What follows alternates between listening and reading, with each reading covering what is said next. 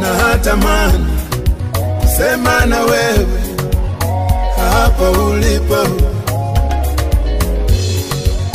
Shauku yangu nizungumze na wewe kama unanisikia. Oh, natamani kusema na wewe hapa ulipo.